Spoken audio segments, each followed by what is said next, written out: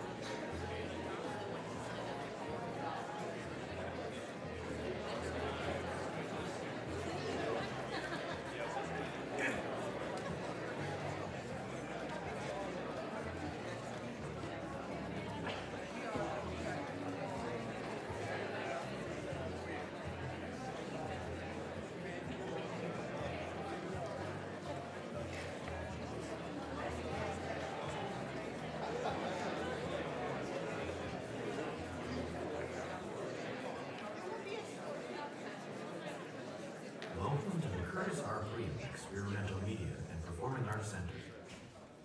Please silence all electronic devices. Thank you. Good afternoon. Welcome to the Fall President's Town Meeting. I'm Prabhat Hajela, and it is my pleasure to introduce the 18th President of Rensselaer Polytechnic Institute, the Honorable Shirley Ann Jackson.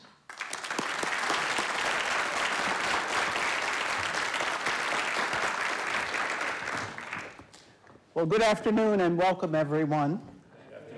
And welcome to everyone who is watching remotely. I would like to begin this afternoon by acknowledging some of the members of the leadership team here at Rensselaer, and as I call on them, to have them introduce some of their team. And I will start with our interim Vice President for Student Life, Mr. LeNorman Strong. Thank you, Dr. Jackson.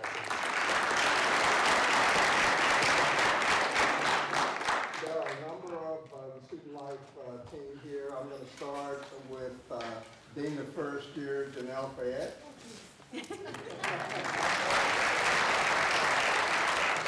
And Assistant Vice President for Student Success, Lisa Trahan. And an adopted member, Professor Willie Cologne. Freddie Cologne. Freddie Cologne, that's right. Let's see, and then we have Assistant Vice President Michelle Talenti. Michelle is Assistant Vice President for Student Transitions, and then we have Assistant Vice President Travis Apgar. And in between them, the man wearing that beautiful red sweater is our new union director, Dr. Charlie Cox.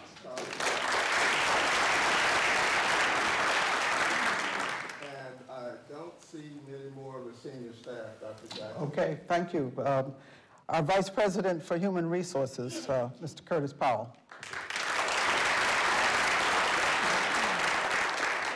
Our Provost, Professor Prabhat Jela. Our Vice President for Institute Advancement, Mr. Greg Easton. Our Executive Director of Intellectual Property Technology Transfer and New Ventures, Mr. Bruce Hunter. Our Senior Associate Vice President for Research, Professor Robert Hull. Our Vice President for Strategic Communications and External Relations, Ms. Richie Hunter. Our new Vice President for Finance and Chief Financial Officer, Ms. Barbara Howell. And Barbara, maybe you could introduce David. Sure. David Schultz is here. He's our AVP for Research Administration and Finance. Our Secretary of the Institute and General Counsel, Mr. Craig Cook. Dean of the School of Science, Dr. and Professor Kurt Brenneman. Vice President for Administration, Mr. Claude Rounds. I'd like to introduce Bailey Thomas, who's our Director of Public Safety and Emergency Management.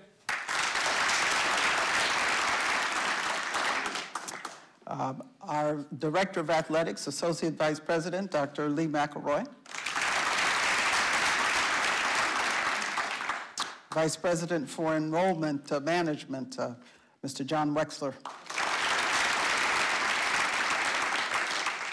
Our Vice Provost and Dean of Graduate Education, Professor Stan Dunn. Dean of the Lally School of Management, Professor Tom Begley. Dean of the School of Architecture, Professor Evan Douglas. Dean of the School of Humanities, Arts, and Social Sciences, Professor Mary Simone. Director of the Center for Biotechnology and Interdisciplinary Studies, Professor Deepak Vashist. Special Assistant to the President for Strategic Initiatives and former Vice President for Research, Professor John Dordick. Vice President for Information Services and Technology and Chief Information Officer, Mr. John Kolb. And my real boss and the wind beneath my wings, my husband, Professor Morris Washington. I hope I haven't forgotten anyone. So thank you all for thanking them for all that they do for Rensselaer. Now today I have the great pleasure of summing up for you the state of Rensselaer Polytechnic Institute. And we are indeed thriving as we continue to work the Rensselaer Plan, which was approved by our Board of Trustees in the year 2000 and refreshed and approved 12 years later as the Rensselaer Plan 2024. Now, emanating from the plan are three ways that we are making Rensselaer transformative. The first is in the global impact of our research. For example, at our Center for Biotechnology and Interdisciplinary Studies, our faculty and students are making remarkable progress on neurodegenerative diseases and conditions. A group of researchers led by Professor Jürgen Hahn, who heads our biomedical engineering department, has developed the first physiological rather than behavioral test for autism spectrum disorder. The test, which analyzes the metabolites in a blood sample, is able to predict with a high degree of accuracy whether a child will be diagnosed with autism and even where on the spectrum they may lie. More recently, Professor Hahn's group devised a test for pregnant mothers that indicates the relative risk that the unborn child will be diagnosed with autism. The second way we intend to be transformative is in our pedagogical innovation. Our world-class academic programs are widely recognized. Forbes recently ranked Rensselaer 14th on its list of the nation's best STEM colleges and universities. Our undergraduate information technology and web science program has been ranked first in the nation by College Choice. Our Masters of Business Analytics has been ranked third by TFE Times. Our undergraduate physics program is ranked 6th by College Factual. Our School of Architecture is ranked 13th by Design Intelligence. In our School of Engineering, our graduate programs are highly ranked by U.S. News. Nationwide, we are 13th in nuclear engineering, 17th in industrial manufacturing and systems engineering, 23rd in aerospace engineering, and 24th in materials engineering. Our Games and Simulation Arts and Sciences program is ranked 6th by thebestschools.org, 7th by GameDesigning.org, and 12th by the Art Career Project. Now, we're always highly attuned to the opportunities offered by emerging disciplines. And over the years of the plan, we have created 22 new academic degree programs. And these include a new Bachelor of Science in Music program designed to prepare Rensselaer students for 21st century music careers in realms such as composition, production, or performance, for gaming, or for musical social networks, among others. We also have a new focus on quantitative health economics in our economics department. We're developing an academic focus in the Lally School in quantitative finance and analytics, and new academic foci in artificial intelligence and machine learning across the Institute. And while we educate our students for deep knowledge in their chosen fields, we also ensure that they do develop intellectual curiosity and skills that cut across disciplines. And that is why Rensselaer is the first university in the nation to include a data dexterity requirement in its core curriculum. We believe that no matter what field of endeavor they choose, our graduates will need to use diverse data sets to define and address complex challenges. And so all students at Rensselaer must now complete a 2-course requirement, one focused on the foundations of data modeling and analysis, and a second course that applies modern data analytics within their academic disciplines. Now, one of the fields that data analytics techniques are poised to revolutionize is healthcare. Recognizing Rensselaer's great strength in fostering data-adroit students, the United Health Foundation recently awarded a $1.1 million grant to us to create the Rensselaer Health Informatics Challenges in Technology Education, or INSIGHT pipeline.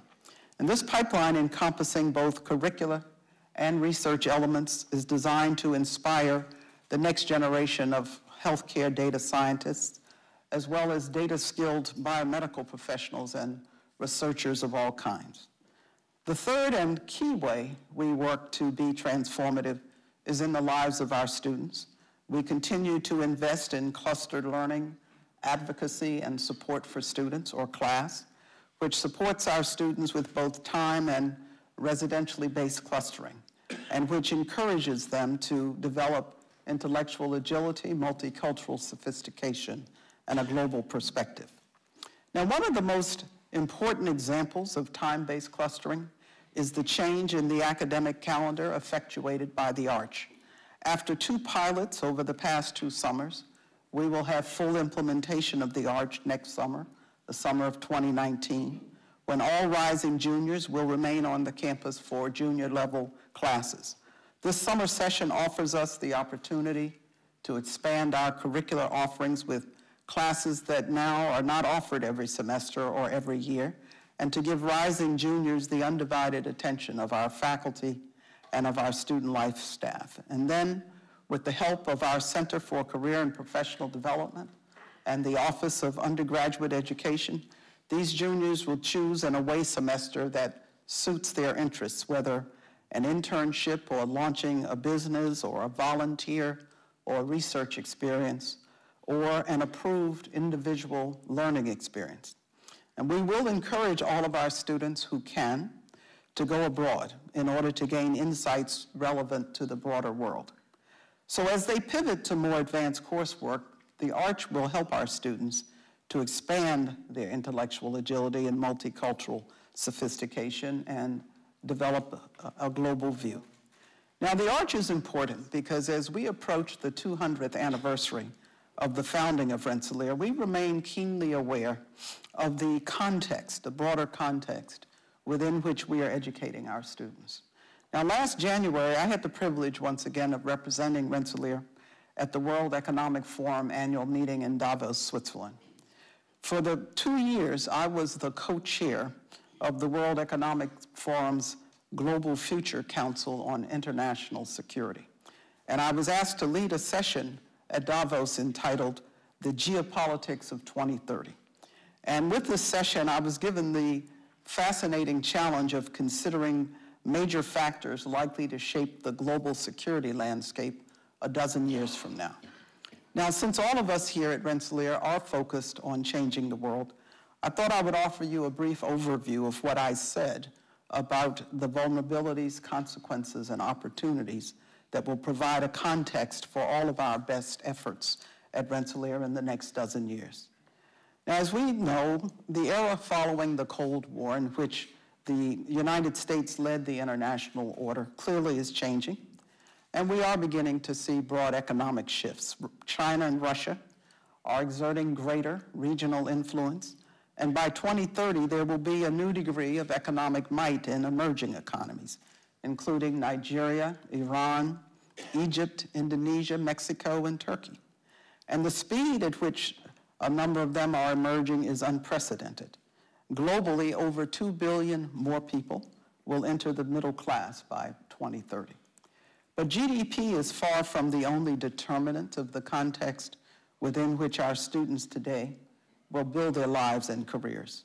The other key factors include access to and control of key strategic resources, especially energy-related resources. Second, ability to adapt to climate change. Third, human capital and changing demographics. And fourth, the influence of rapidly advancing technologies. Now, in 2030, we're likely to be moving to a lower carbon world with a changing energy mix that will shift international alliances and alter the definition of strategic resources. Now, countries rich in oil and natural gas have used those resources to great geopolitical advantage in the past through complex trading relationships and even dominance of supply chains. Now, fossil fuels still will be important in 2030.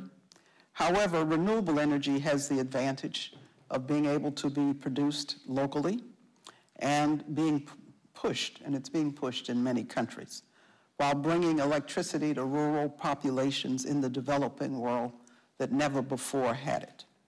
Now, of course, there still will be critical strategic resources. The mix just will be different.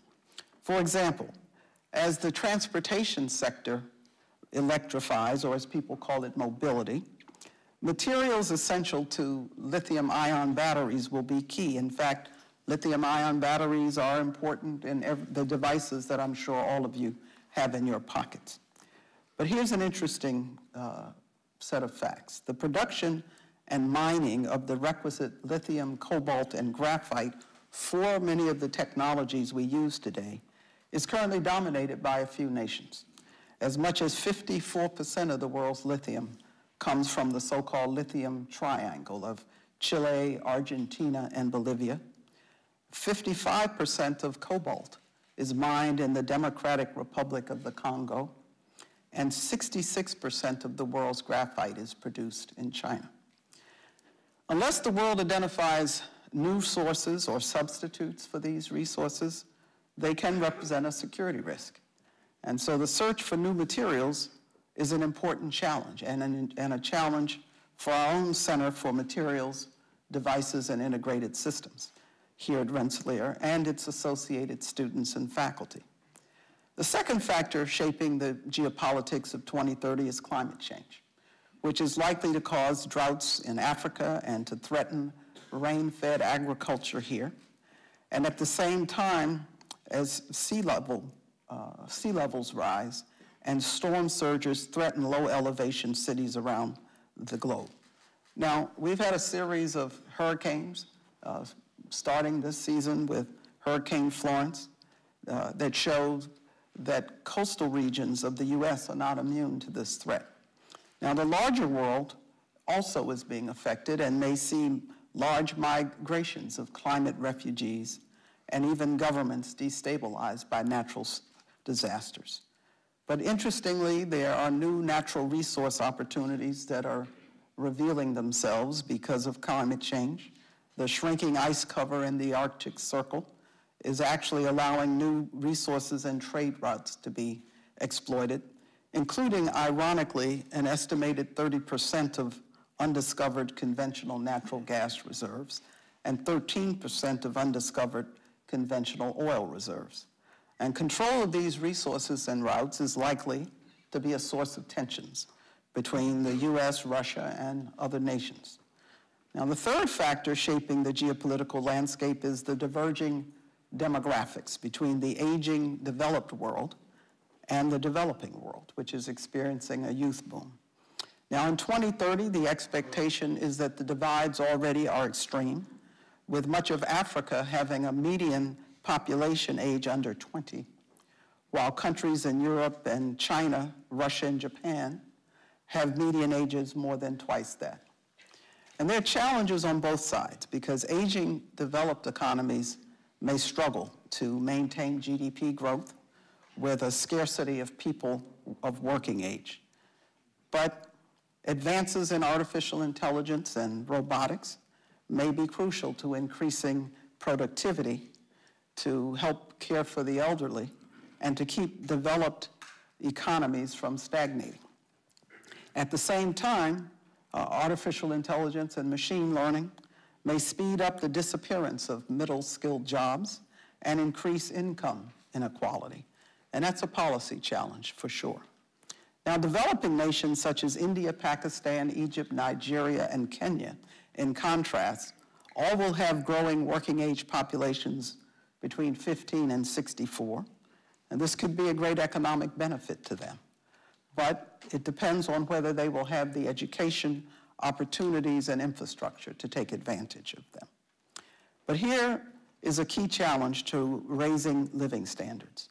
Working age populations are projected to grow the most in South Asian and African countries, where average education levels are among the lowest.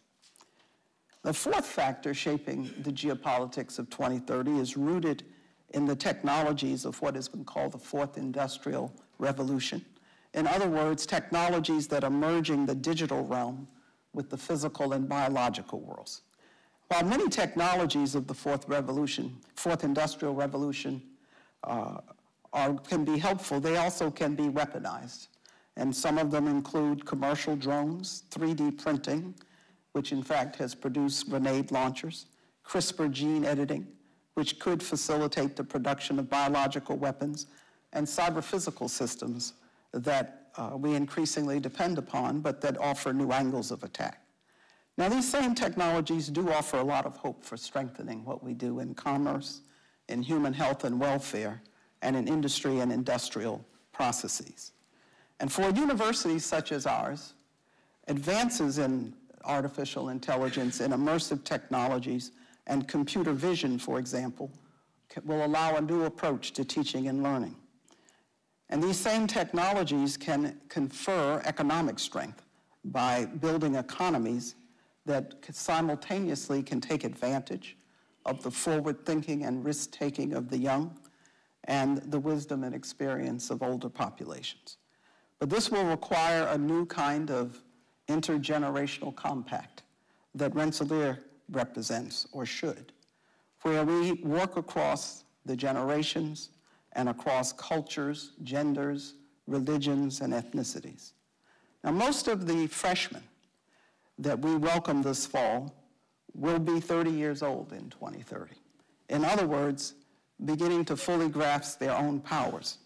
And it will belong to them to address the vulnerabilities, consequences, and opportunities I've just described. And that is why we do work to help our students develop through class with both its residential and time-based clustering. And our residential clustering now includes both our off-campus commons, which has a physical space now on campus for off-campus students to meet and to study, and out of which our Safe Ride service operates. And it includes our Greek Life Commons. And so let me talk about the Greek Life Commons for a moment. Founded in 1853, ours is one of the oldest Greek systems in the United States, and an important part of many students' experience of Rensselaer. And when our Greek system works as it should, it supports academic achievement, community service, leadership development, and the development of deep, lifelong friendships. Indeed, some of our Greek organizations are exemplary.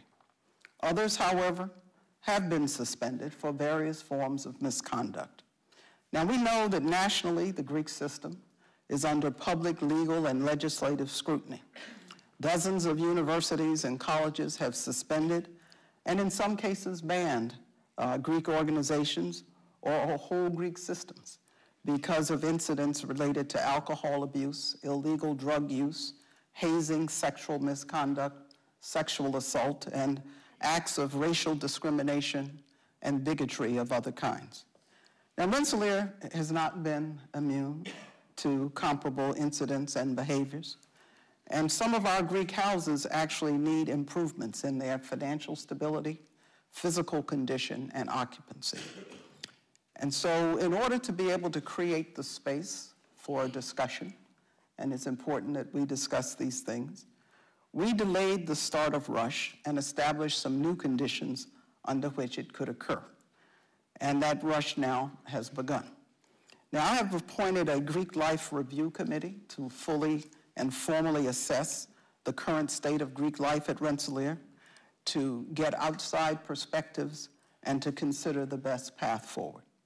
The committee comprises student leaders, both Greek and non-Greek, alumni and alumnae, Greek and non-Greek, faculty, administrators, representatives from the national offices of Greek organizations, and a diverse group of discussion panelists who have agreed to help us as a community to think through the issues.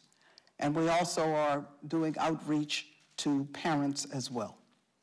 Now, the review committee also includes an executive sponsor group of my cabinet members, chaired by Interim Vice President for Student Life, LaNorman Strong, and it is comprised of the following individuals.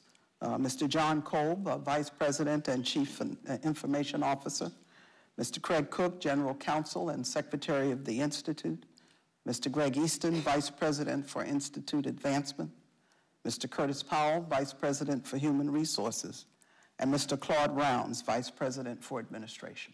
And their job is to support the work of the Greek Life Task Force, which is led by Vice President Kolb, and which is charged with doing the assessment of the Greek system based on the input of all involved, and identifying what is necessary to enact a long-term, sustainable, and comprehensive culture change so that the Greek system at Rensselaer can continue, can help its members to thrive on campus and to find their places in the world.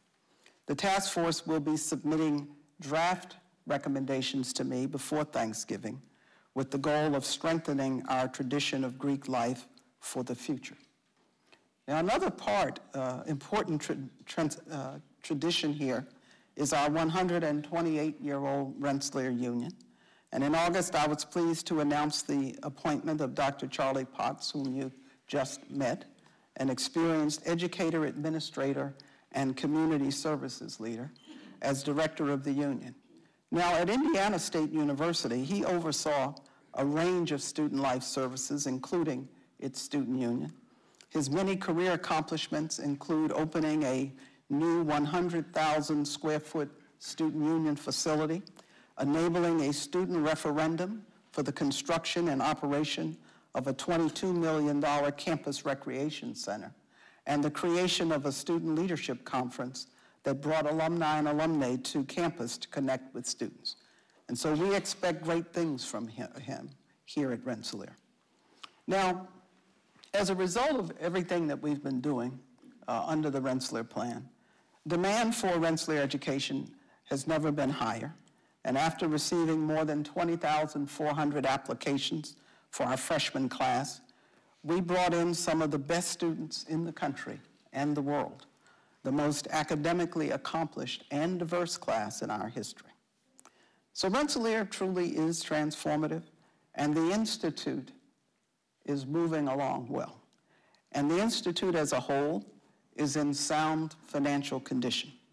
Now, because of our forward-looking strategic plan, our tight fiscal management that some people react to, and our excellent performance planning and budgeting, Moody's reaffirmed our A3 rating in May, citing our large scale of operations, healthy student demand, strong fundraising prospects, and positive operations. S&P rated us a BBB+, and they said similar things.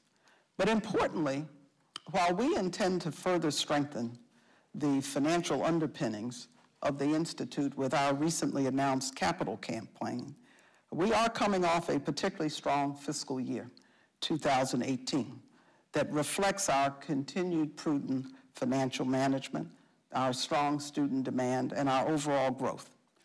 And we had an increase in net assets. We had a healthy fiscal year endowment return, and we had long-term debt reduction, which included prepayment of an additional portion of our debt.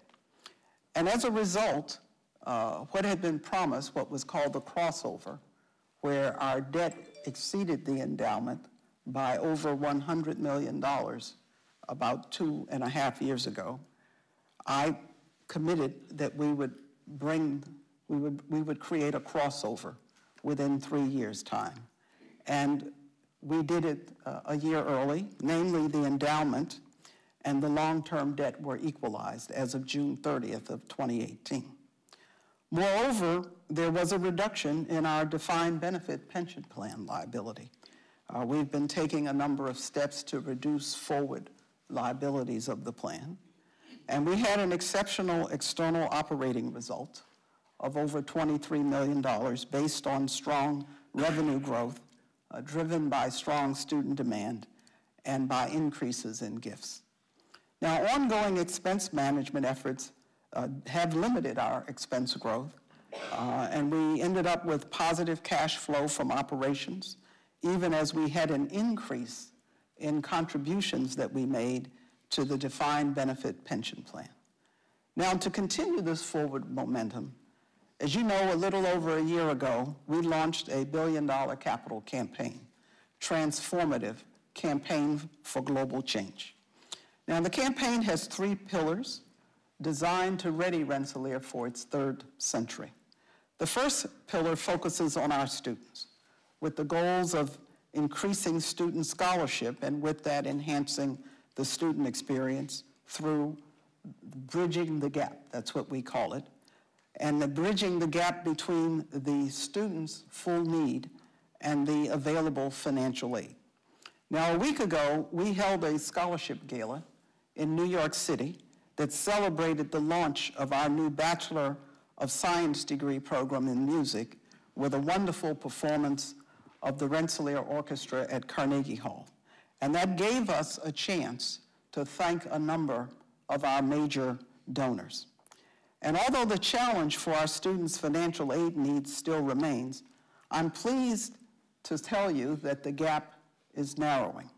Since we last met in New York City, those at the gala, for our inaugural gala in 2016, Rensselaer has received nearly $37,500,000 in new scholarship commitments.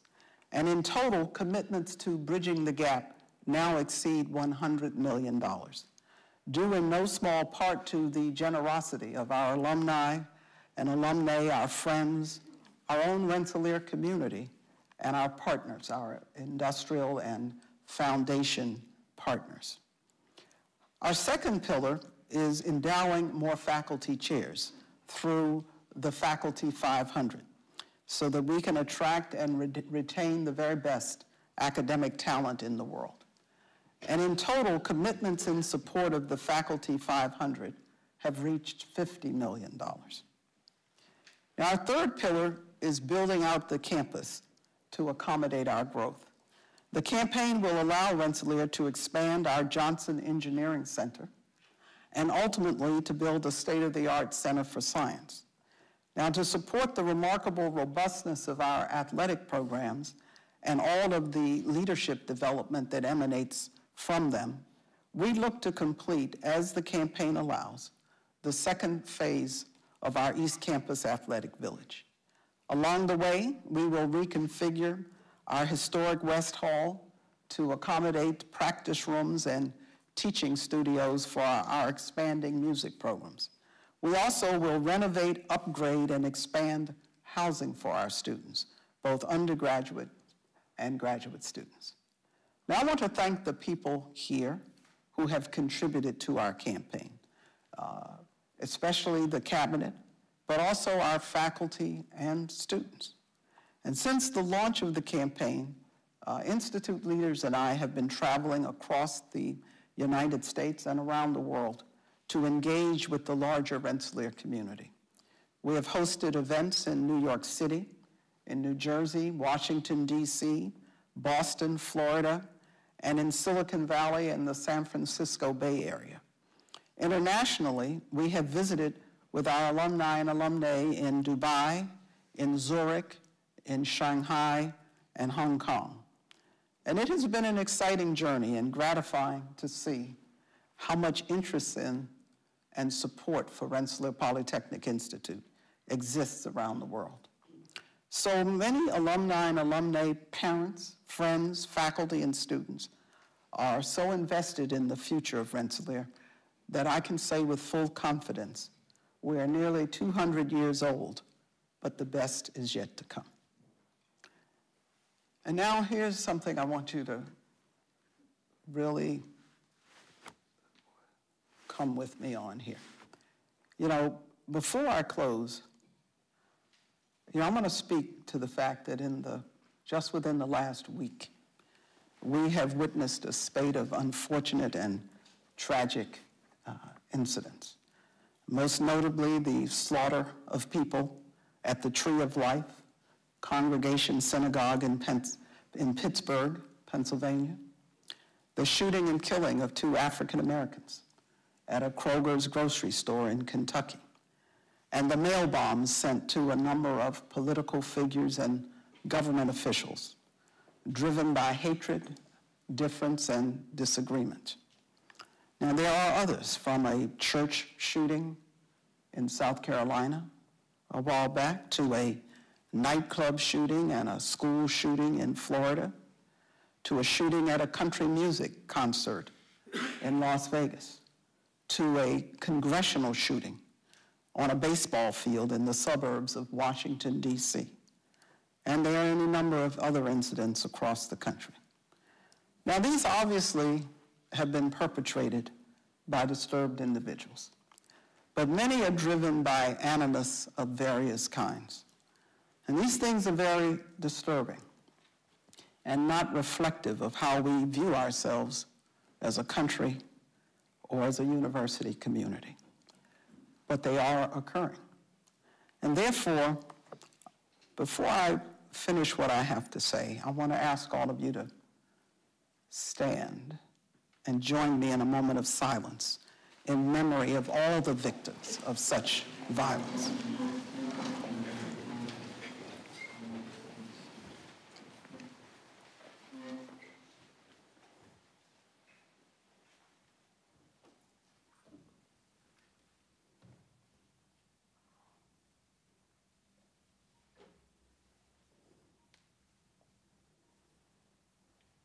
Thank you.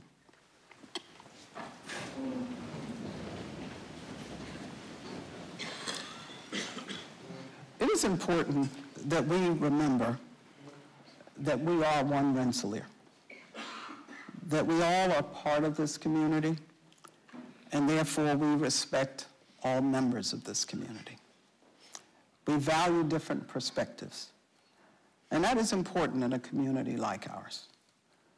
Because Rensselaer, if we truly are the new Polytechnic, is a crossroads that brings people together from across disciplines, sectors, geographies, from across ethnicities, religions, cultures, genders, and gender identities to address important challenges.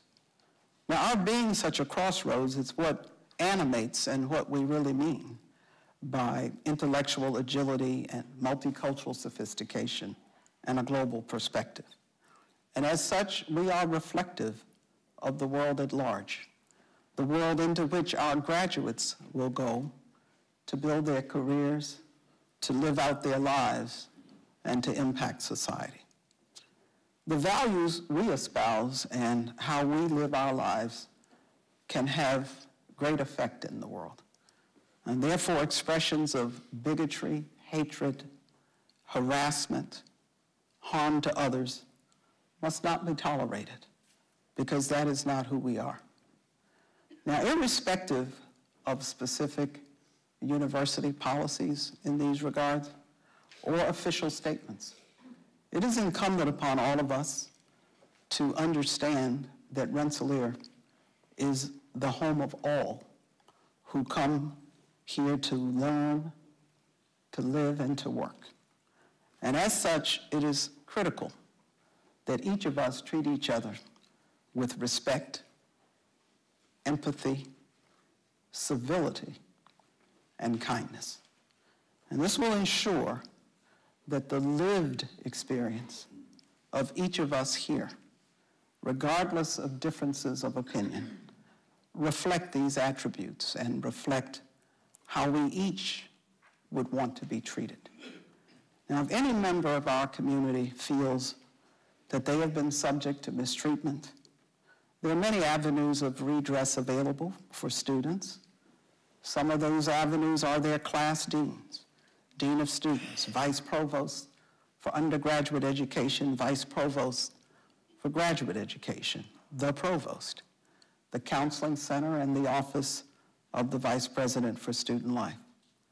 For faculty and staff who may feel that they've been subject to mistreatment or feel threatened, they can speak with their immediate supervisor, a portfolio owner, or the Division of Human Resources in person or anonymously. And if anyone feels they need counseling, please reach out to the resources available on campus, the counseling center, the employee assistance program among them. And we will ensure that access to these resources is readily apparent. Now again, we are one Rensselaer. And I intend to reach out and spend more time with various individual students and groups of students and others on the campus. And to that end, I am hosting a student leaders luncheon and discussion at the Dutchman Shoes football game on Saturday, November 10th, with all cabinet members and the deans. And I have other meetings and events planned as well. And so with that, I thank you for listening. And now I would be happy to answer any questions you might have, or members of the team here. Thank you very much.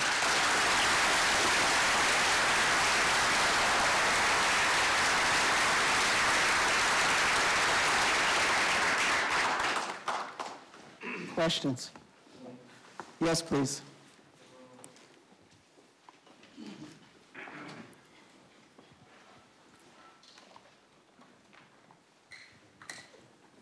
First, good afternoon, Dr. Jackson. Thank you for your time here. I'm sure we all appreciate it and really appreciate you taking the time out of your day to answer our questions.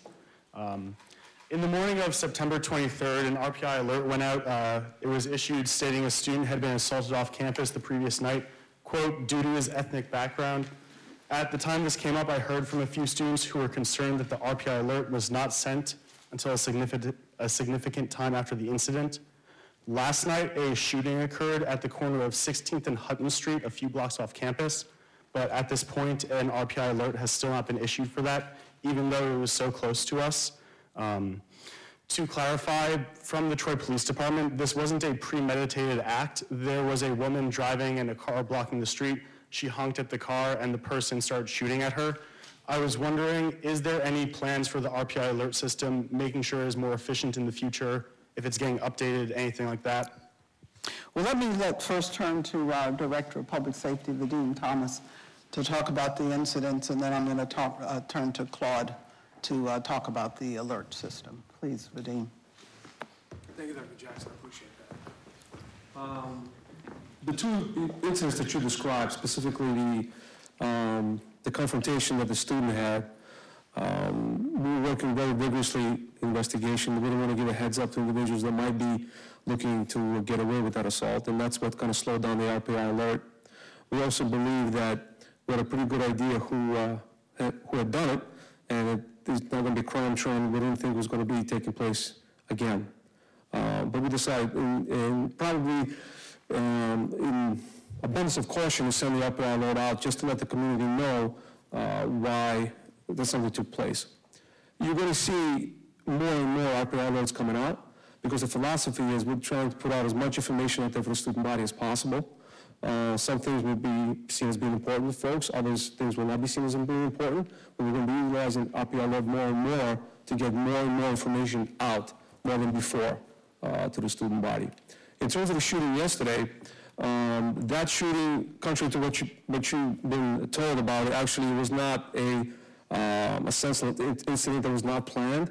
We worked very closely with the Troy Police Department, and in fact, that was an incident that involved a dispute over some narcotics and things of that nature. And we know for a fact that I've been in touch with the chief last night as well as today, and then in fact, I'm looking at a suspect who carried that out. That's why one of the reasons why we didn't send the RPI alert out was basically to sort of avoid stepping on the toes of the Troy Police Department in their ongoing investigation looking for that suspect. Please. As indicated by Director Thomas, one of the things that we've been looking at very closely is the use of RPI alert more often, more frequently, and for circumstances of great danger and others that might just be an advisory. So the question is the time of your question is very appropriate because we are trying to identify how we can most effectively use that very important tool. I will also share, we have received some complaints that we use it too often and that we wake people up in the middle of the night. So, but we're going to be very conservative, and we've always acted on a very cautious, from a very cautious perspective, and we will continue to do so. So the response is you're going to see alert more often, and hopefully it will be an effective tool if we really need it. If there was, an understanding or a belief that there would be imminent danger to the campus, the alert would always go out. There are times when the Troy Police and other law enforcement will specifically ask us to hold back unless there is real danger to allow them to pursue a suspect or suspects without compromising what they do. So that is one of the determinants in what is apparent promptness or not of some of the alerts. So is there another question? Please.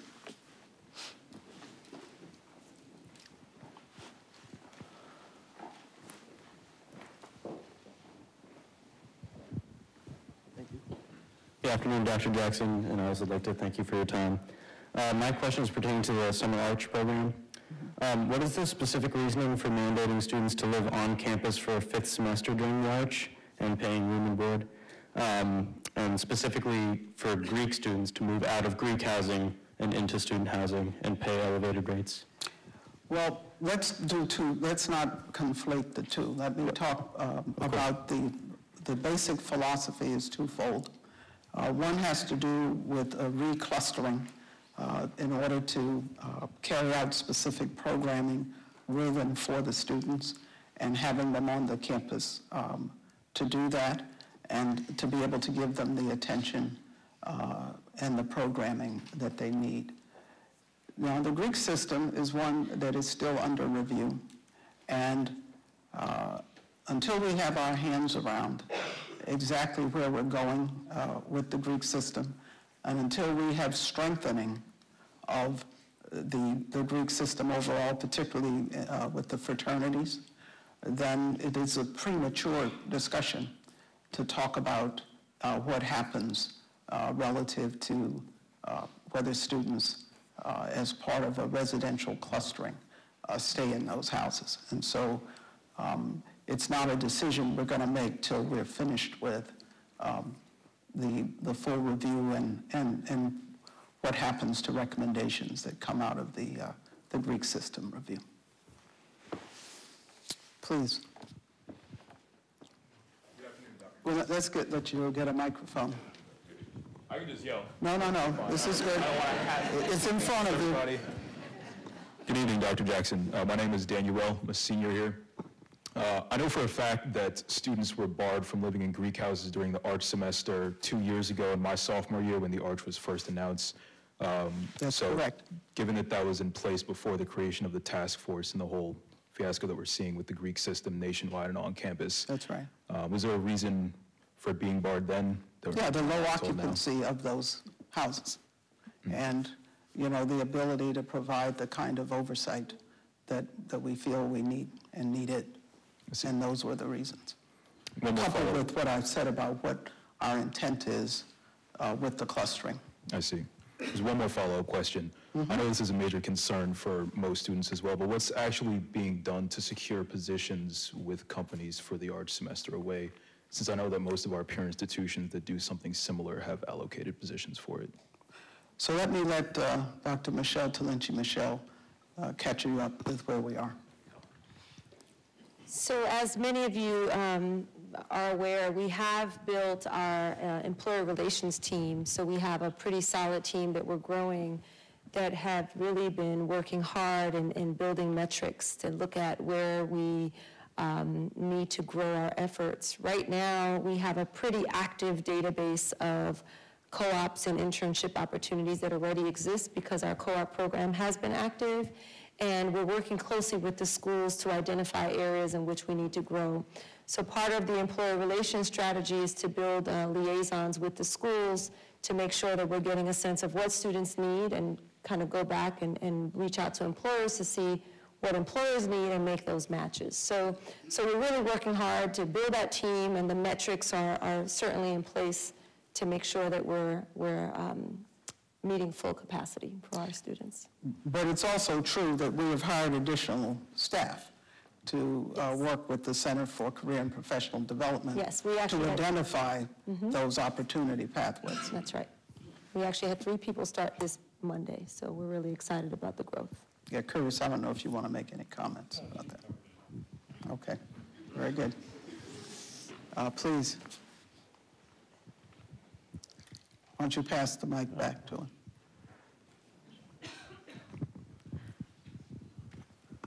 Thank you, Dr. Jackson. We appreciate this. On behalf of many students, including myself, who utilize the counseling center for a variety of reasons, I was just curious, first off, is there any plans to allow follow-up counseling appointments to be scheduled online? Because it's very useful to be able to see when they're available, and I have personally encountered in my short time here already people who are afraid to pick up the phone, which is understandable because it's admitting that, for a lot of people, admitting you need help, even though there's nothing wrong with that, it's tough. And also it avoids having to confirm. It's nice to see when it's available and you have it in the system. And additionally, as Rensselaer continues to expand, is there further plans to increase the counseling center staff? So the answer to the second part of your question is yes, as needed. But I'm glad he stood up because I was going to ask Dr. Lawrence to respond to your question. I was trying to hide in the middle of the audience. I didn't think you guys would catch me. Those are great questions, and I think we have really good answers for you. I was just meeting with Vice President Strong yesterday. We're about to put forward the possibility of hiring yet another counselor in addition to 2 counselors which we need to replace this year. One of the reasons I think this gentleman is hearing some difficulties this year, Dr. Jackson, is we did have 2 retirements.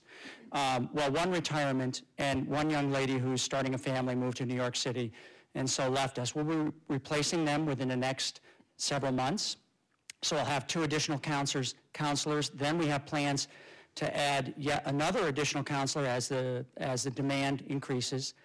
One of our plans that Vice President Strong and I spoke about yesterday is making it easier for students to get in.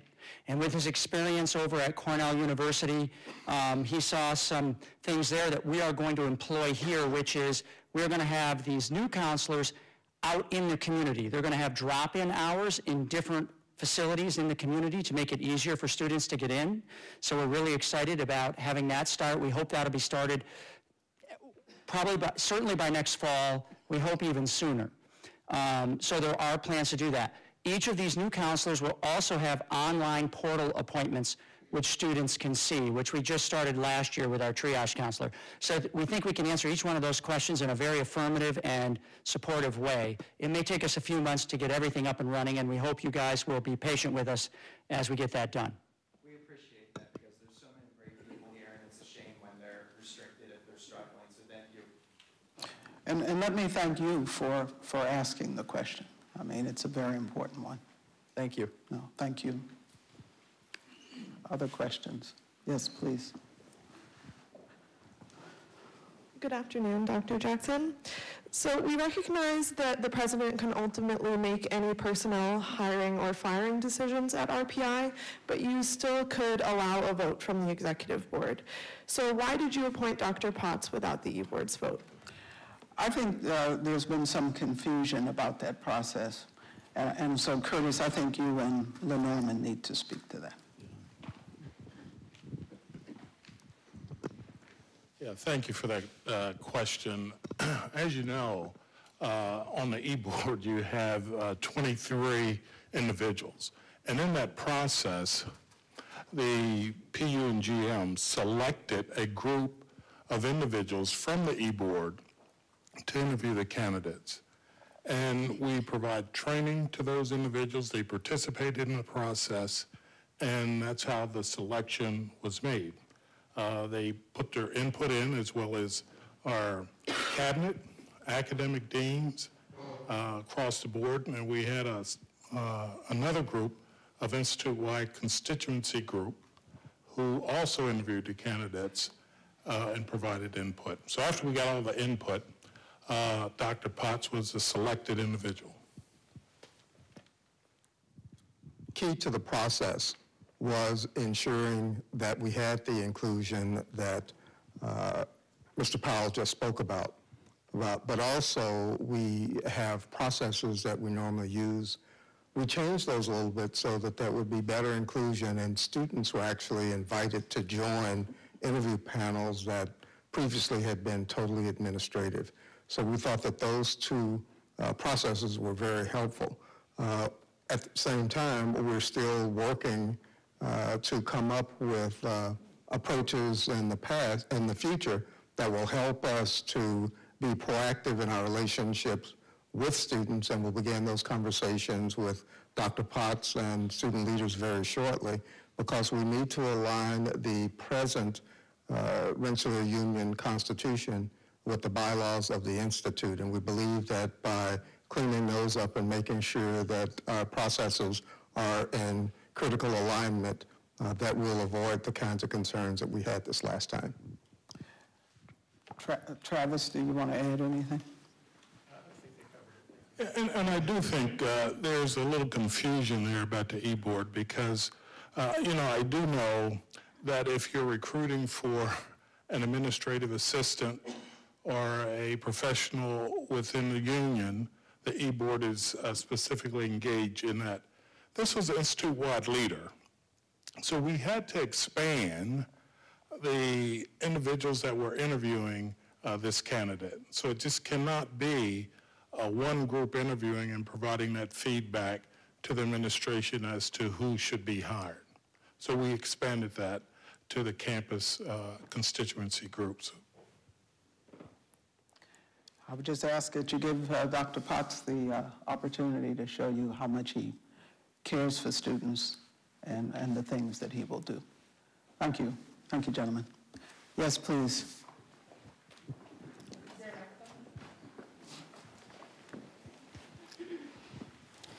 Hello, I'm Mariana Jr.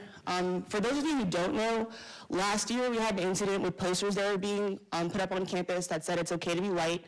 Found them again today, and it's not just at RPI, it's actually a whole entire national movement across the campus, across the United States, also in Canada, also in Australia, mostly on college campuses, with these posters being put up as a form of white nationalism. And last year, we tried to get help with this. Nothing happened about it, and that was during the same time that we had the whole fiasco with another white nationalist group trying to start a club on campus, which we got shut down. But nonetheless, these posters are back again, and I just want to know if there are any, you're saying a lot about this campus trying to be diversified and support a lot of multicultural communities, but we're not seeing that on our side, especially when things like this go unnoticed. Well, these things are not going unnoticed, and so I'm going to again let Mr. Thomas explain to you exactly what's happening. Thank you, Dr. Jackson. Appreciate it. Those things are not going unnoticed. We're aware of this campaign. You're right, it is a national campaign. It's going on for at least 2 years now. We're taking down every poster that we see throughout the campus. That's what we do physically. Additionally, I will tell you that we're working very closely, and I'm not going to get into the details of it, but we are working very closely with our federal law enforcement partners to see what exactly this is emanating from, and to see whether there's anyone on campus here that's aiding that campaign. Okay? So that's taking place. Kind of a follow-up though, if this is the second year in a row that it's happening, and you guys knew about it last year, why is it still happening again, if you're really taking measures? Because we live in a world where there is a lot of animus, there's a lot of hatred and disagreement, whether it's based on politics, race, religion. And so we don't get to control everything that happens in the world. A university campus is a pretty soft target, and so we don't see everybody who may walk through or onto this campus every year. But we do the best we can, and a lot, to certainly remove any that we can find, but also when we can establish connectivity and responsibility, then we sanction those individuals. And I speak to what I speak to because I do want everybody to understand that. But can I tell you that we won't walk out of here and somebody calls you a name? Or we won't walk out of here and there'll be a poster on the Troy building. It's interesting. I've been subject to a lot of denigration, vitriol, profanity, people putting my heads on dictators, racist memes. But you know, I have to keep calm and keep moving. And I don't intend for people to get away with things that are harassing and intimidating to anybody here. And that includes African American students. I mean, you look at me, you know what I am. And so, because you don't always hear everything, or because sometimes we can't assign where the responsibility is. Now, I have a meeting and another one scheduled with some of the African American student leadership, and we're going to try to walk through all the things that we do and how we try to respond. But there are always intersections with privacy, with law enforcement, with trying to get to the root of things that have much bigger roots, and some of this stuff frightens me. But at the same time, you know, we can't just blow up and be accusatory of everyone. And so, and that's why I've made the clear statement that if someone is knowingly harassing you, if you feel that things are happening in your class or in your res hall, and these are university policies and things, or people that are perpetrating this, then we need to know. And then if we can investigate and assign responsibility, then we do act. But we act when we can assign responsibility. And we're pretty rigorous in following up. I'm sure that if our national climate continues next year, or it could be next week, such posters will appear again. But we're working hard to understand where the connectivities lie. I don't know if you want to say anything else. I think it's important to keep in mind that we're not allowing this to happen. We're taking all the appropriate actions that we can, but we cannot be at all places at all times. We just don't have the ability, the resources to do so. So right now we're playing a little bit of catch up, but I think with the help that we're going to receive from some outside colleagues, we'll be able to sort of move in the direction of trying to figure out who is spreading these posters, at least on our campus. Okay. And you know, there was an adage that was brought about and used in a different context, but you can help us to help you in the sense that if you see something, say something, because that helps us with our investigative process. Are there other questions? Please.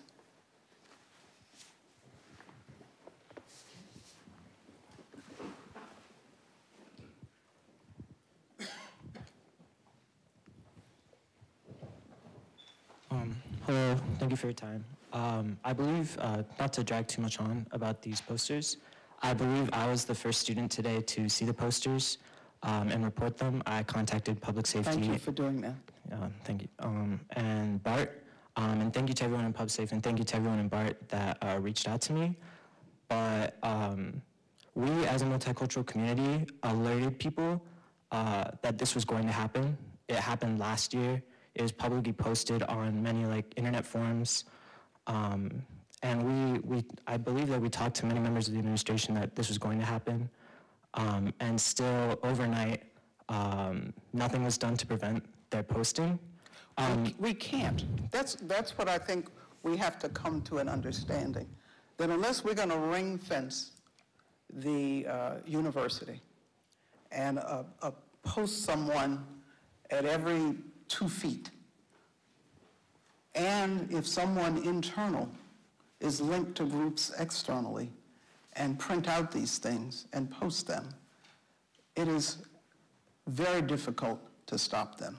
What we can all do is to reinforce our values, to report what you see, and to help us with the investigative process. Thank you, Dr. Jackson. But when I filed the report, it was 9 a.m.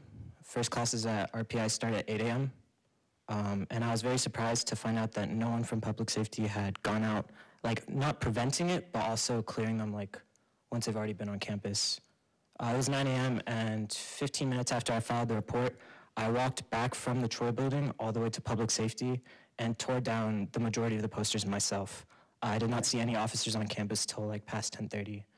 And while I agree that it's important that like we can't just guard off our campus, like you were speaking earlier with all the tragic events that have been happening across the United States, these events are perpetrated by disturbed individuals. And for this to be such a reoccurring theme on our campus, I really believe that we need to be looking more at the students that we're bringing into this institution, because this is an internal issue.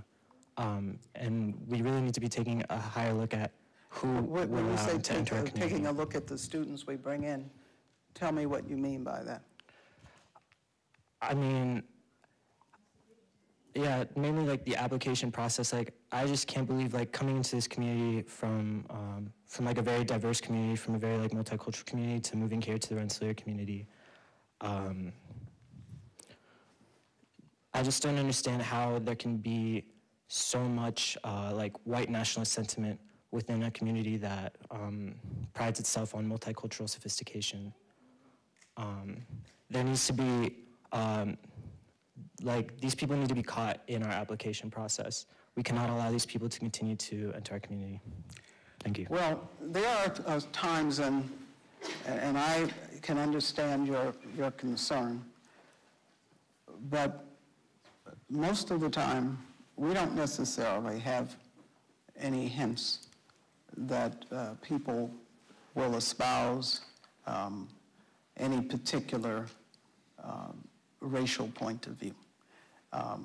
Now, I'm assuming you're not suggesting that, you know, we not admit a student because a student happens to come from a community that's predominantly white. We can't do that, just as we don't want discrimination against minority students. But what we can do is espouse the values upon which we will operate the university. And when we can establish culpability, then we will, through our judicial and disciplinary processes, deal with such individuals. But we have to be able to chase them down. Now, if there's a question of responsiveness in terms of when something is reported and how fast there is some reaction, then we'll look at that. And I will talk with Vadim and with Claude Rounds about that, if there is some undue delay in what we do.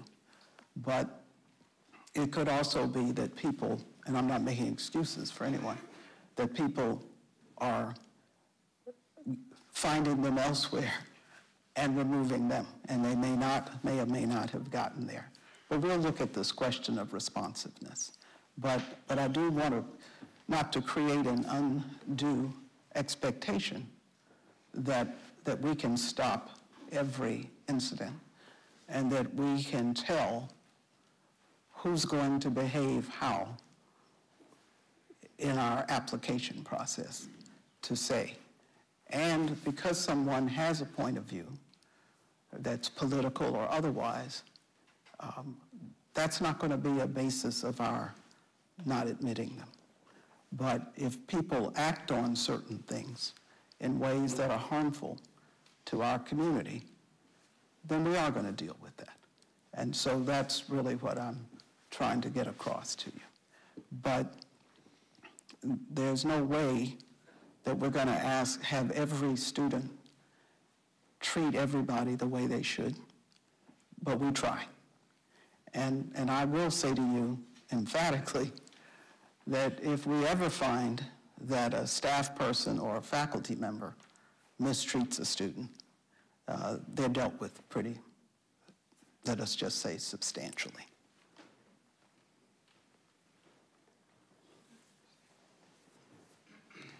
Please, no, you've asked. Let me see if there's someone else. Please, Justina. Okay.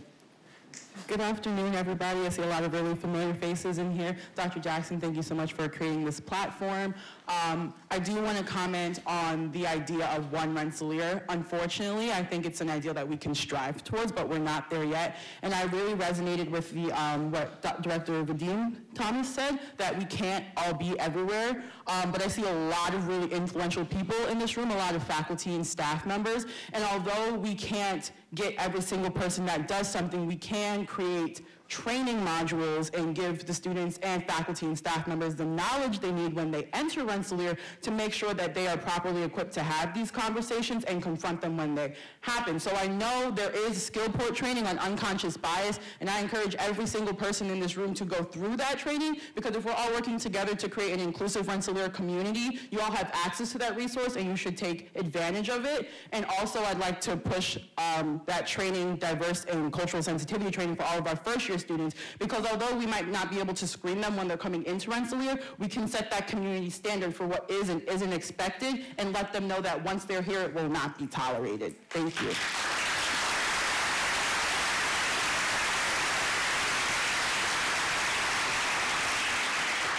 Thank you, Justina. And as you know, we are talking about this, and we're moving down that pathway, but that's a good message. Thank you.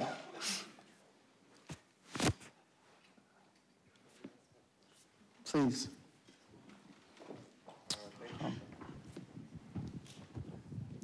Again, thank you for your time, Dr. Jackson. My name is Samuel. I'm a second year.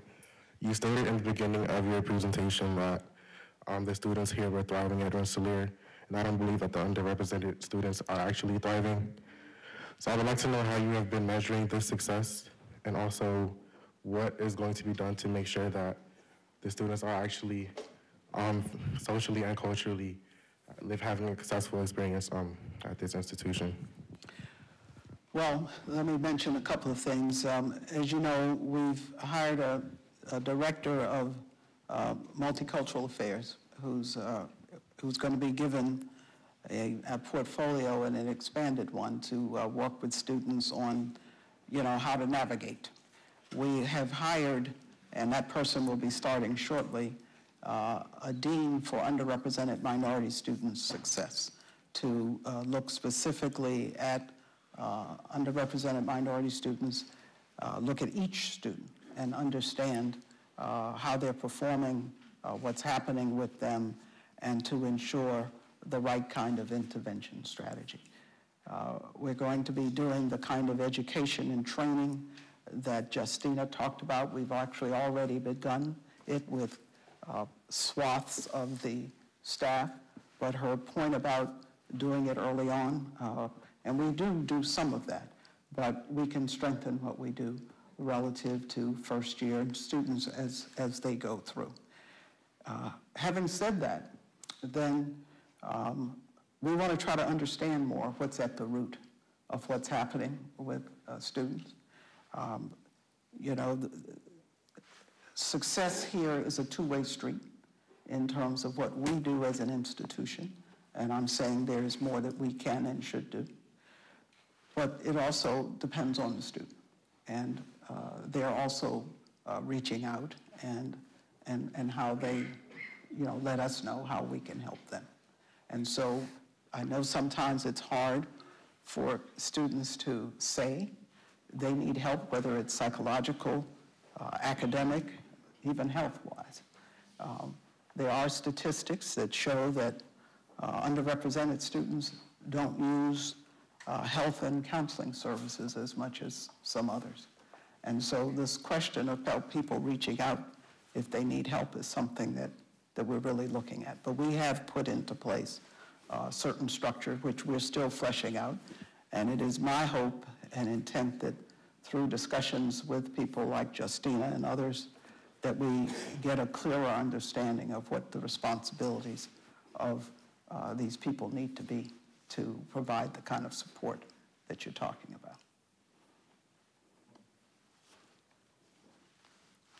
Please, yes.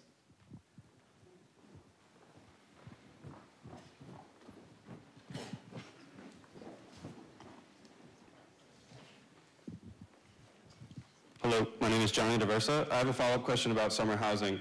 So you said that us having to live on campus is for clustering and programming needs, but then why are we also having to pay for an extra meal plan, an extra semester of meal plan? This is something that wasn't effectively communicated to us. In fact, the first time I heard that we would be living on campus and paying for another meal plan was this August when I showed up. So it really, from our point of view as students, these requirements make it seem like the arch is more for money than for our personal growth. And that's just how it's viewed when you put these requirements in to make us pay money that we did not expect to have to pay at the start of Rensselaer. Well, if certain things weren't communicated to you, we need to fix that. We're not doing it to make money. We're doing it for your growth and development. And so we need to look at how we communicate what happens and how we structure things. And so we'll take a look at that. Please. Yes. Hi, it's me again.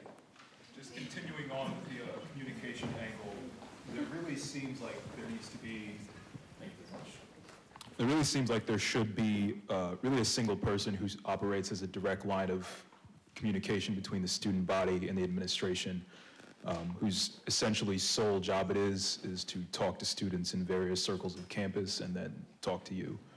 I know at an institution like this, which operates both at a global scale and a local scale to ensure a decent student experience, as well as an extremely successful research university, can have a difficult time bridging those two gaps.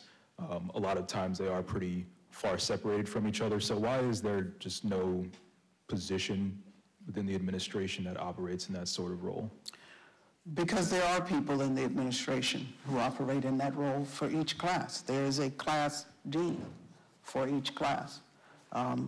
There is a dean for student success who's there for all the students. There is a dean for the underrepresented minority student success. With an institution as large as we are, with the number of students we have, no one person can service all of the students all the time. And so what I would urge is that people use the Student Life Division and use the resources that are available. On the academic side, now it's a position that's vacant. We're recruiting as we speak. There is a dean for undergraduate education. And that person has a structure under her or him, but that is a point of contact for students on things academic. And if things don't work there, then one can go to the provost himself. But so there are, each class has a class dean, and that's what the class dean's job is for that cohort of students. You have the young woman sitting in front of you, Michelle Talenci-Michelle, who's in charge of student transitions. She is a resource for you. You have the dean of students sitting next to her. So this idea that there's one singular person, these people are the administration, but they are here as for support and advocacy for the students. And so the real thing is if we haven't made you fully enough aware of what people do, then we will take that under advisement and try to improve that. But to say that there is nothing there is simply not the case. But we do have to see how we can have things work in a more efficacious way in terms of people getting the support and how to resolve issues for themselves. And that's something that we will look at. Yes, please. Yes.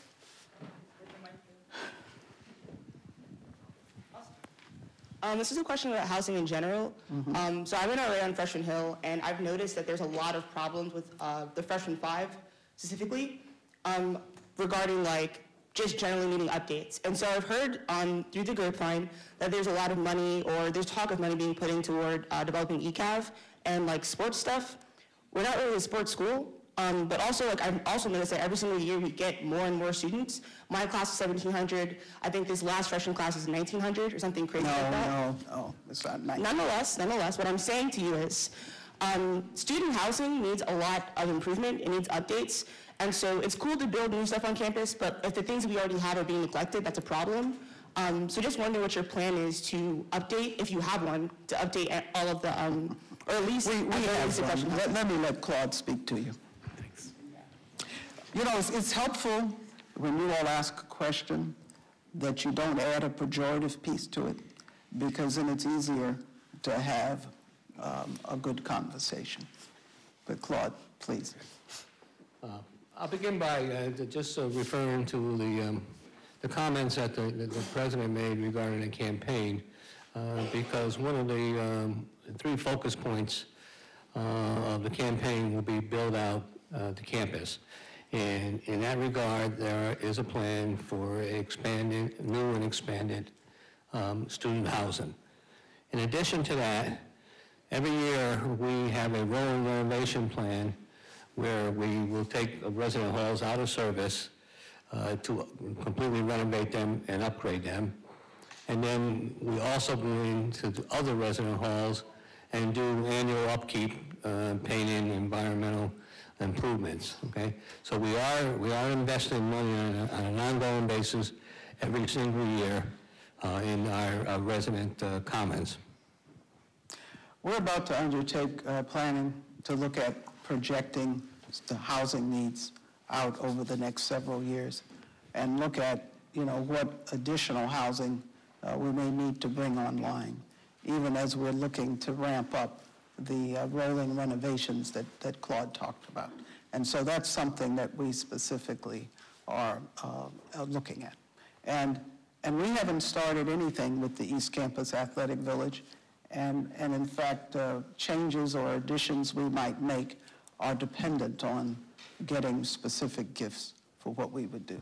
And so as far as what we actually do out of our regular university budget, it's only focused on how we can make improvements along the lines that you're talking about. And I should know, even though a lot of this is not very visible to the campus population, but in the last 4 years, we've renovated and upgraded about 640 resident hall rooms, resident beds.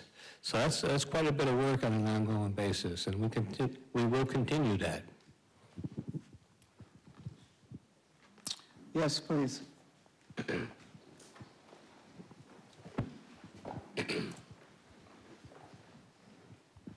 Thank you for your time, Dr. Jackson. My name is Taylor Blue Clark. Please call me Blue. As a minority student on campus, I feel like that, not that I'm not wanted here, but I don't feel like that I'm not welcome. What's the word? It's not a good place for me to say. For some of the programs that we have, or used to have, like AMSA, maybe HEOP or C-STEP, for programs that help us feel more together or have a more of a culture on campus. I heard that we used to have those programs here, but they were taken away for, I don't know why. But I'm just curious if they're possibly looking to be re-implemented, because I know, talking to some of the STAR students that we had for the past weekend, or was it 2 weekends ago, but they didn't really feel like this campus was welcoming them. Majority of those students were underrepresented minorities, and I feel like those programs would definitely add to, or give them a bigger chance to feel together on this campus. Well, OMSA and HEOP, by the time I got here, were not serving who you may have thought they were serving. And I'll just leave it at that. Secondly, we're putting into place structures for today that, and we're, as I said, hopeful that in meeting with a number of student leaders like Justina and others, that we'll learn more specifically what students' needs are. But that doesn't necessarily mean we're going to recreate a structure of the past, but rather look to what is needed on a go-forward basis. Because that's the way we are as a university. We're forward-looking. So that's what I can say. Please.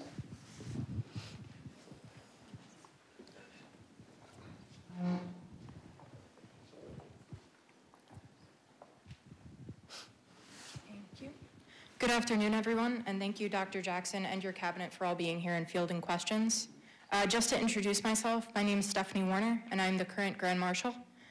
Just to comment on an earlier question that was fielded regarding the executive board vote in regard to the director of the union hiring. As Grand Marshal, I was not included in the interview process initially. I, as GM, was excluded from the invitations to interview, and the administration only added me to the May interviews after it was pointed out that I had been notably excluded by the president of the union, Justin. In addition, on June 3rd, the 2 finalists were invited back to campus, and a select number of students were invited to meet the candidates, though Justin and I, both as acting GM and PU, were excluded. It wasn't until it was brought to the attention of who had sent out the invitation that that invitation was extended, but of course it was day of, and taking into consideration the very rigorous RPI schedule, we were both unable to attend. So I was hoping you could just speak on that breakdown of communication and the lack of genuine student. No, I didn't run the process, so I'm going to let Curtis Powell speak to that.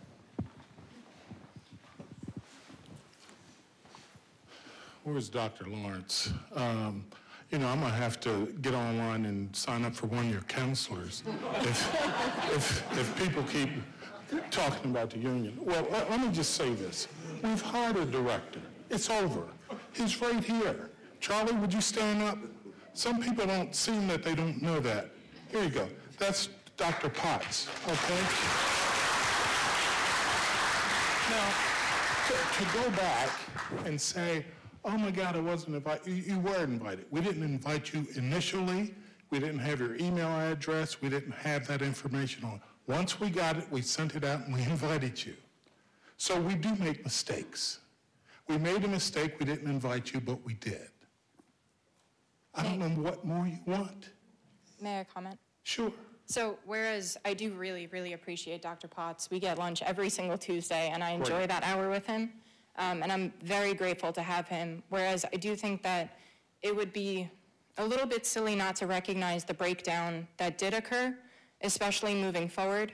There are issues in the hiring process, whether it be miscommunication between the students and the administration, or how invitations were sent out, and I do recognize that humans make mistakes. But I am curious what steps are being made to further that process to make sure that we're not having those same issues. You are coming in on the second search. We had a search initially. There was a lot of work that was done in that initial search with the previous PU GM, with the current PU GM. You came aboard at the end of the process. And so the process worked very well for us, where we've identified great candidates. That's what I'm looking for. That's what the institution is looking for. We did a great job. We hired a great candidate. So I'm pleased with the process. Norman, you wanted to make a comment. I want to speak directly to what we're doing to improve communication. I've asked Dean Apgar to work closely with Dr. Potts in thinking about the processes that we need in place, and certainly the lunches that you and I are about to start will be a part of that. As my colleague Curtis Powell said, the process wasn't smooth from our perspective either, but our commitment is to make it better and to start to do things now intentionally that will help us going forward, and to make sure that the weekly meetings that you're having continue, that the other meetings that we're going to be having, including those with Brian Johns on behalf of the Student Life Committee, are in place, and that we have a commitment to make sure that they are ongoing. Some of the other AVPs in Student Life will be a part of those as well, because we realize that that kind of slippage doesn't serve us on either side. So that's what I can say for right now. Thank you. You're welcome. So I'm going to say a couple of things here, because we're going to have to draw this to a close. You know, we're here, and, you know, we're here, and the university's here for the long term. And every year, there's, of course, a turnover in student leadership. And depending upon where that turnover occurs in the sense of whether it's a search or some other decision-making, then some people can get caught in that glitch and not have as much involvement as they ideally would like to have. And I think people have said that, you know, they didn't mean harm, but they were moving along, and there were good candidates who had been surfaced, and so people moved along and tried to be as inclusive as they could be. I think it's really unfair to the leadership here to always assume that there is malintent, and there isn't. And so people do the best they can, but they are humans. And so people do make mistakes. If any of us look back, there are things that we might have chosen to do, and we might say we would do them differently. But at a certain point, you have to turn the page and decide, are you going to go forward or look back? And what's going to define your own leadership? And there are many things that you can work with Dr. Potts on, that you can work with the administration on. But it's a decision you have to make. And I can't make that for you, but I think any number of us are willing to work with you. But it's a decision at a certain level in terms of we learn from mistakes. We can try to do things differently, but we have to decide whether we're going to turn the page. Now, people seem to harbor a lot of things for a long time around here. And, you know, I have some minority students sitting in front of me who feel that they aren't well treated and well treated by some of you. And so the issue becomes, can you as leaders embrace them? Can they, as leaders in the minority communities, embrace you and look to work together to create a better Rensselaer? You know, I hear a lot of things from people here, and not always in a pleasant form. I hear a lot of things from alums, not always in a pleasant form. But you know, we all have our lived experience. And when I went to college, I went at a time when there were 5 African Americans in my class and 43 women out of 900. So what happened to me there? People wouldn't sit next to me in class. And if I came in first, they wouldn't even sit in front of me. The white students formed their study groups. I was left out of it. I was even told to go away when I asked to join a group. Now, I was pretty hurt, and I even cried.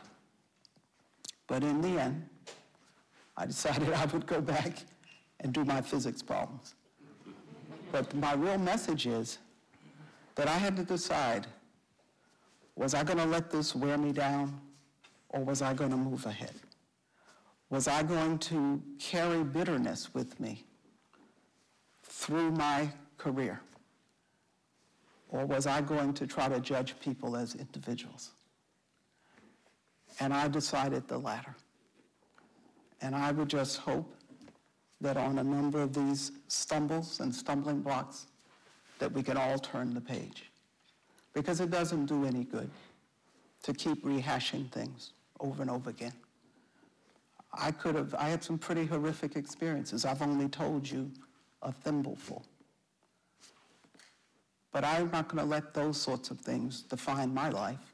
And they were much more horrific than some of the things we've been talking about here. And so, again, we all have to decide if we're going to turn a page. But this is a wonderful community. And if we would just look around and have a little more tolerance and open our eyes, we'd see how really fortunate all of us are to be here and how great the people are who are here. But we have to be able to support ourselves, support each other, and to respect one another. And that is my message for you this afternoon. And thank all of you for being here.